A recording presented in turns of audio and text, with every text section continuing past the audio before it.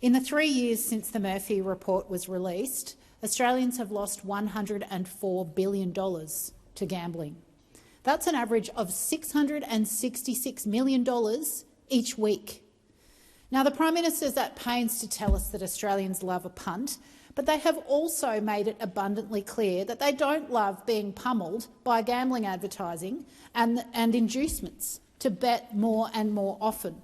4 in 5 Australians support a total ban on gambling advertising, including on TV, radio and online.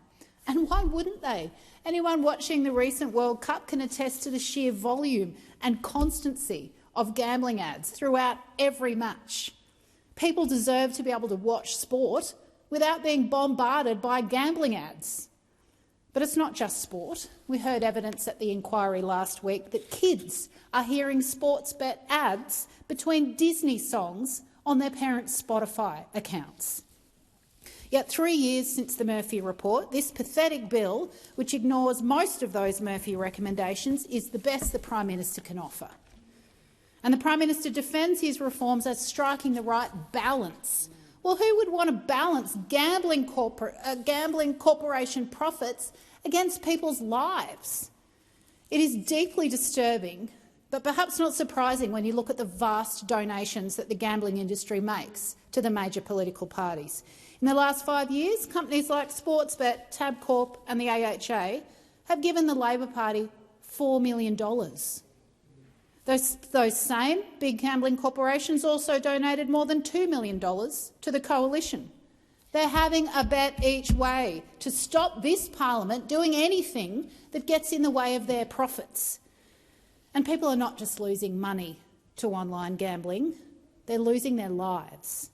Young people aged 18 to 24 were nearly twice as likely to be at high risk of harm compared to other age groups.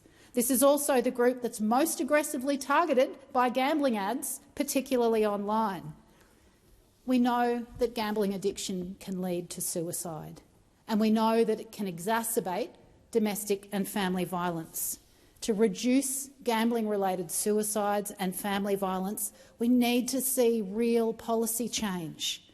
The Murphy report was clear, and I quote, "Gambling advertising is grooming children and young people to gamble and encourages riskier behaviour. The torrent of advertising is inescapable. It is manipulating an impressionable and vulnerable audience to gamble online." End quote. And yet more than 3 years after that landmark report, the Albanese government is still refusing to take meaningful action against the scourge of gambling ads. The data says end gambling ads. The public says end gambling ads. The parliamentary inquiries say end gambling ads. But the gambling industry says no, and the Prime Minister falls into line. Now today, we're hearing that Labor's planning to do a dodgy deal with the Liberals to save their weak gambling legislation. Their proposed gambling reforms are in tatters, and it says everything that they're relying on their gambling industry mates in the Liberal Party to swoop in and save it. Anyone watching the hearings into this weak bill knows that it fails the most basic tests. It's littered with loopholes and carve-outs, rendering it weaker than the status quo in many areas.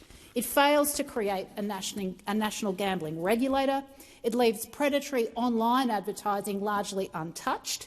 It relies on an opt-out model for streaming instead of putting people in control with opt-in protections. And as drafted, the bill does absolutely nothing to rein in inducements, which get targeted at people with a gambling addiction. Now, the deals with the Liberals might address that predatory grooming with inducements, but we know it doesn't fix any of those other gaping holes in the bill, which the gambling industry will continue to exploit. Last week's inquiry showed how much work is needed on this bill and showed just how far away this bill is from what the Murphy report recommended. Rushing through a dodgy deal with the Liberals would be a massive favour to the gambling corporations who are ripping off Australians, and it would be a massive kick in the teeth for anyone who's been working and fighting for so long for common-sense gambling reform that puts people ahead of the profits of gambling corporations. Authorised by J. McCall, Australian Greens, Canberra.